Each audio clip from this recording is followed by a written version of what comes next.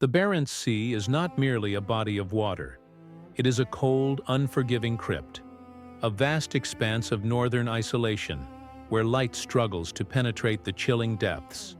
In the summer of August 2000, this sea became the stage for a tragedy that would strip away the pride of a nation and reveal the horrific reality of technological failure beneath the waves. We begin with the K-141 Kursk, a symbol of Russian naval dominance, an Oscar II-class nuclear submarine.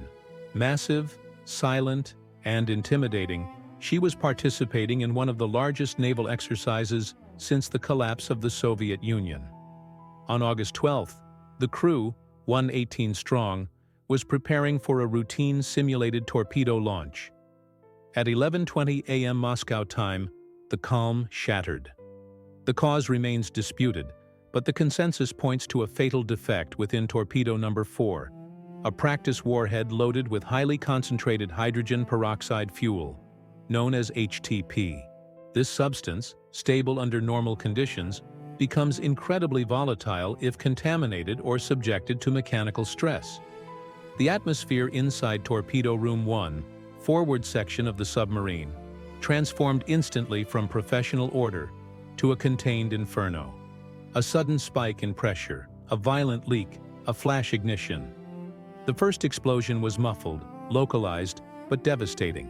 It killed the initial crew in the torpedo compartment and severely weakened the internal pressure hull, allowing highly flammable contaminants to mix and ignite. The immediate aftermath was chaos, a desperate scramble against fire and flooding, a brief violent struggle for control in the tight confines of the forward compartments. The shockwave traveled through the massive hull, momentarily confusing the sailors in the rear sections.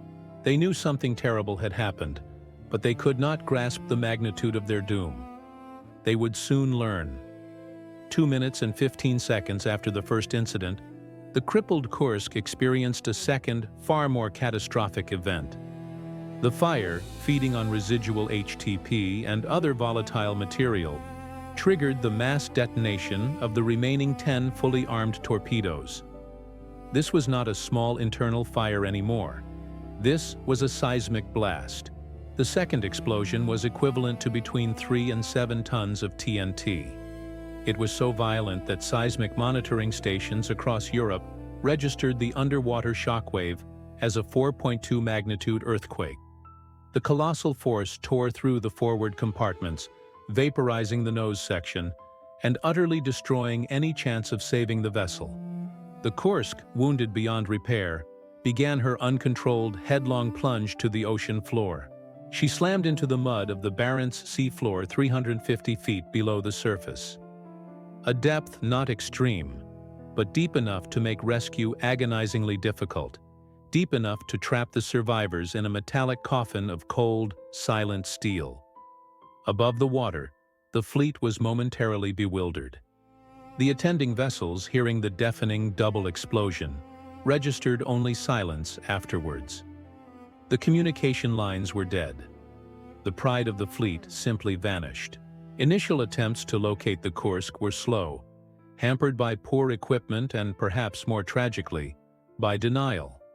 The Russian Navy insisted for hours that the submarine was merely experiencing technical difficulties.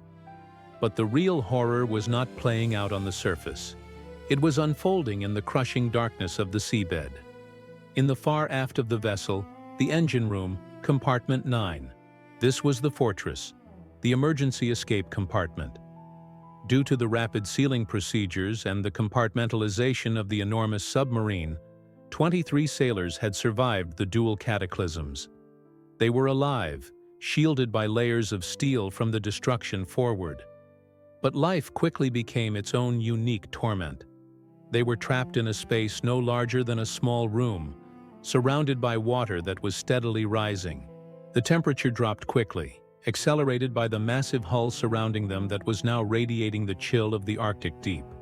The air grew stale, thick with smoke, and the metallic smell of disaster. Leading the survivors was Lieutenant Captain Dmitry Kolesnikov. It was his desperate duty to maintain order, to keep hope flickering in the absolute darkness. They knew the depth. They knew the protocols. They knew that if they could maintain air quality and prevent the water from reaching critical levels, they might survive long enough for rescue vessels to reach the site. The central struggle became the battle against oxygen depletion. They deployed chemical oxygen-generating cartridges, small canisters designed to scrub carbon dioxide and release breathable air. These devices, however, were notoriously unstable if handled incorrectly or exposed to seawater. In the crushing darkness, shivering from the cold, and working by the feeble glow of emergency lamps, a catastrophic error occurred.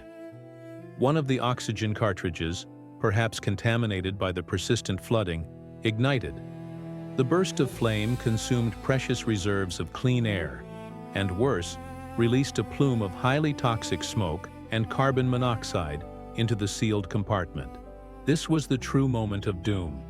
Not the torpedoes, not the sinking, but the realization that the air they were breathing was now poisoned. The world above debated rescue methods. Days crawled by. The Russian government, wary of international interference, initially rejected offers of assistance from the British and Norwegian navies, who possessed superior deep-sea rescue technology. Precious hours were wasted, transitioning into agonizing days. Meanwhile, 350 feet below, time was running out. Kolesnikov, knowing their final fate, took a piece of paper salvaged from his pocket and scribbled a desperate note, dated August 12, 13:15 hours. The note confirmed the number of survivors in Compartment 9 and detailed their struggle against the flooding. The final entry on the note was the most haunting. All personnel from Compartments 6, 7, and 8 have moved to 9. There are 23 people here. We made this decision because of the injury. None of us can ascend. It is dark to write, but I will try by touch. It feels like there are no chances, 10 to 20%. The writing grows shaky, the hand tired and heavy. The air was failing.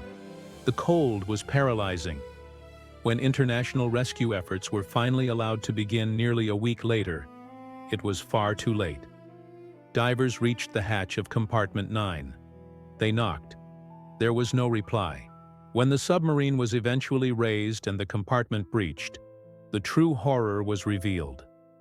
The 23 men were clustered together, huddled against the rising water, frozen in their final positions. The toxic fumes had done their job swiftly and silently, granting them a suffocating peace after days of terror.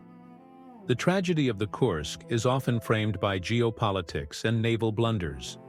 But the core horror is the realization of the final minutes of those 23 souls. Imagine the feeling of being alive, intact, knowing rescue is theoretically possible, yet being perfectly aware that the darkness is absolute. The cold is penetrating, and the very air keeping you alive is slowly transforming into a lethal poison. They did not die in a sudden blast.